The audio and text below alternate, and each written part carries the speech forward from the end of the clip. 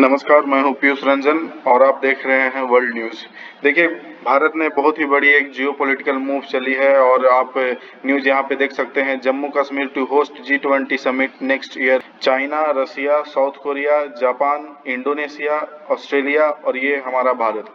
तो ये सारी 19 कंट्रीज हैं जो हाँ G20 मीटिंग में भाग लेती है और G20 समिट में अपने देश के ऑफिशियल को भेजते हैं, उनके प्राइम मिनिस्टर, उनके प्रेसिडेंट आते हैं और G20 समिट में वो हिस्सा लेते हैं। देखिए, ये इंडिया की बहुत ही बड़ी मूव है कि जम्मू कश्मीर G20 समिट को होस्ट करेगा, ऐसा न्यूज़ है यहाँ पे। Jammu and Kashmir to host G20 meeting in 2023 और जम्मू कश्मीर 2023 में G20 मीटिंग होस्ट करने वाला है। ये इंडिया का बहुत ही अग्रेसिव जियोपॉलिटिकल मूव है और इंडिया ने बहुत क्लेवरली इसे बहुत चालाकी से होस्ट किया है। और ये जो G20 समिट है वो पूरा का पूरा जम्मू एंड कश्मीर में नहीं होने वाला है। कुछ लोग ऐसा सोच रहे हैं कि जम्मू एंड कश्मीर में ये G20 समिट पूरा का पूरा होने वाला है, लेकिन ऐसा नहीं है।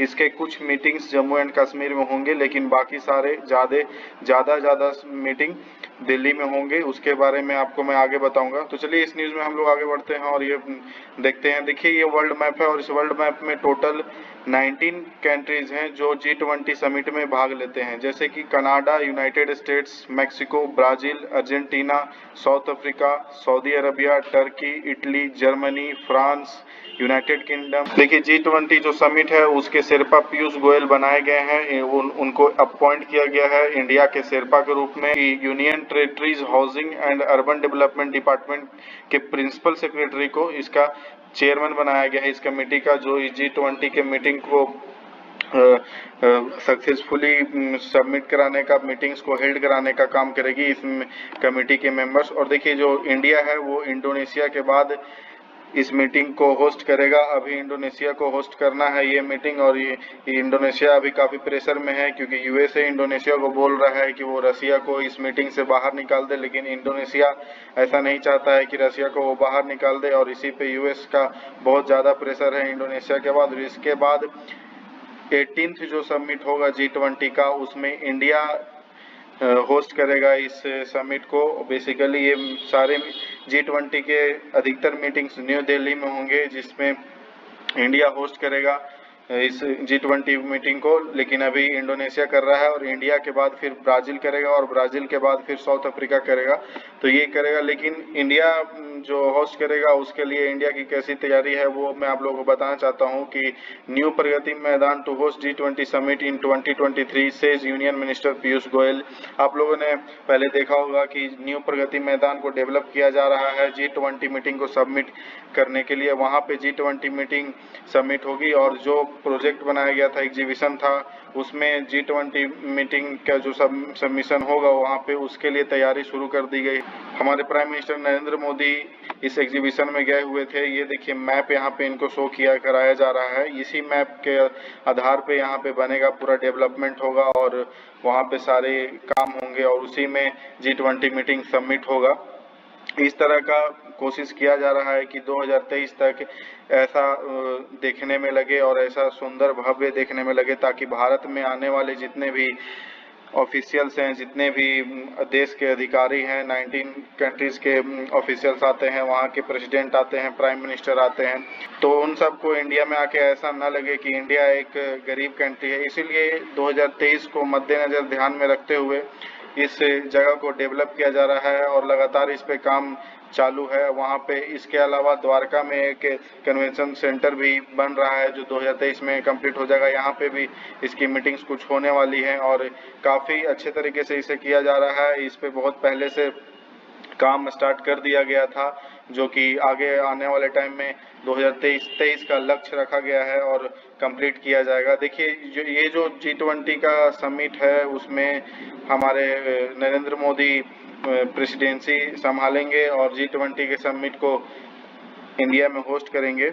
और ये जो G20 कंट्रीज हैं, इनकी कुछ खासियत के बारे में मैं आपको बता देता हूँ कि इसमें जो वर्ल्ड लीडिंग इकोनॉमीज हैं वो आती हैं, यूरोपियन यूनियन पूरा का पूरा आता है। और ये जो कंट्रीज हैं वो पूरे के पूरे ग्लोबल जीडीपी का 80% जीडीपी इन लोगों का है। जैसे ये 19 कंट्रीज जो हैं उनका जीडीपी 80% है वर्ल्ड जीडीपी का। इसमें 75% ग्लोबल ट्रेड सिर्फ यही कंट्रीज करती हैं।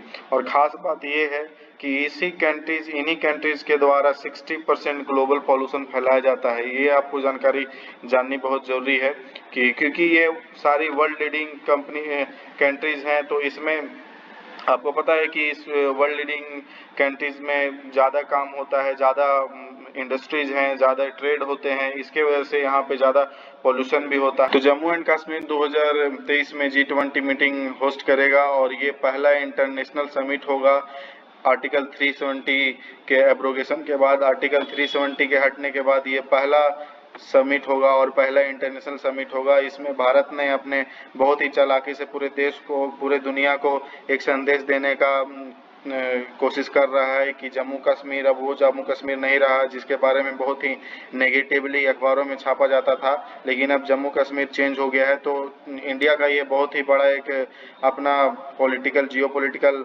मूव है जो दुनिया को एक मैसेज देने के लिए भी किया गया है और ये बताने के लिए किया गया है कि अब कुछ पॉजिटिव हो रहे हैं हमारे देश में, जम्मू कश्मीर में खास करके। तो इससे पाकिस्तान तो बहुत दुखी है और पाकिस्तान ये तो चाहता नहीं है कि जम्मू एंड कश्मीर में ये सारी चीज़ें हों जो कि पूरे दुनिया को इसके तरफ आकर्षित करे और इसके निगेटिविटी को दूर हटाने में हेल्प करे इंडिया की। हमारे देश के लिए भी एक बहुत ही बड़ी एक कंसर्न होगी, हमारी सिक्योरिटी कंसर्न्स होंगे और उसमें इंडिया को बहुत ही ज़्यादा ध्यान रखना पड़ेगा क्योंकि आपको पता ही है कि पाकिस्तान के द्वारा बहुत सारे आतंकी भारत में भेजे जाते हैं, भारत में अस्थिरता फैलाने के लिए, भारत के लोगों को चोट पहुंचाने के लिए। तो ये लोग कोशिश करेंगे कि भारत में जो G20 मीटिंग हो रहे हैं जम्मू एंड कश्मीर में, उसमें कहीं ना कहीं किसी प्रकार से दखल देके, किसी भी प्रकार से गलत चीज़ें करके, वहाँ पे बम धमाके करके, वहाँ पे कुछ गलत टेररिज्म एक्टिविटीज़ करके इंडिया को बदनाम करने की कोशिश किया जाए। और अगर ऐसा कुछ होता है तो इंडिया के लिए बहुत ही ज़्यादा भारी पड़ेगा और इंडिया इससे बहुत ही ज़्यादा बदनाम हो जाएगा पूरे वर्ल्ड में कि वहाँ पे सिक्योरिटी मजबूत नहीं है। ऐसा एक जाएगा मैसेज पूरे वर्ल्ड में, क्योंकि यहाँ पे पूरे वर्ल्ड के लीडर्स आए हुए रहते हैं तो उनके साथ उनकी सिक्योरिटी भी बहुत ही बड़ी एक चीज़ होती है। और जम्मू कश्मीर इस बार अमरनाथ यात्रा भी होस्ट करने वाला है। दिस ईयर्स अमरनाथ यात्रा will be biggest in history of Jammu and Kashmir. तो ये जो जम्मू एंड कश्मीर में अमरनाथ यात्रा है वो होस्ट होने वाला है और जम्मू एंड कश्मीर में इसको भी ध्यान रखना पड़ेगा और इसके लिए भी सिक्योरिटी कंसर्न बहुत सारे हैं और जम्मू एंड कश्मीर को अच्छे से सिक्योरिटी प्रोवाइड करना पड़ेगा ताकि आने वाले अगले जितने भी इवेंट्स हैं वो सक्सेसफुली वहाँ पे हो जाएं और किसी भी तरह का गलत चीज़ वहाँ पे ना हो पाए। इसको गवर्नमेंट को ध्यान में रखना पड़ेगा। इसी वजह से कमेटी भी बनाई गई है और उस कमेटी का काम होगा कैसे वहाँ पे सारे मीटिंग्स टाइम पे हो, कोई भी सिक्योरिटी का झमेला ना हो और सिक्योरिटी में बहुत ही चार चौबंद लगे हुए लोग को ध्यान में रखना पड़ेगा और ये सारी चीज़ों के लिए वहाँ पे कमेटी बनाई गई है। और हम लोग ये उम्मीद कर सकते हैं कि ये जो G20 समिट होने वाला है भारत में और ख़ास करके जम्मू एंड कश्मीर में कुछ जो मीटिंग्स होने वाले हैं G20 समिट्स के, वो सक्सेसफुली कंप्लीट हो जाएंगे। और ये इंडिया का बहुत ही अच्छा एक मूव है पूरे वर्ल्ड को एक मैसेज देने का कि जम्मू एंड कश्मीर में अभी डेवलपमेंट्स हो रहे हैं, जम्मू एंड कश्मीर अब एक कॉन्फ्लिक्ट वाला एरिया नहीं रह गया है, जम्मू एंड कश्मीर विकास कर रहा है।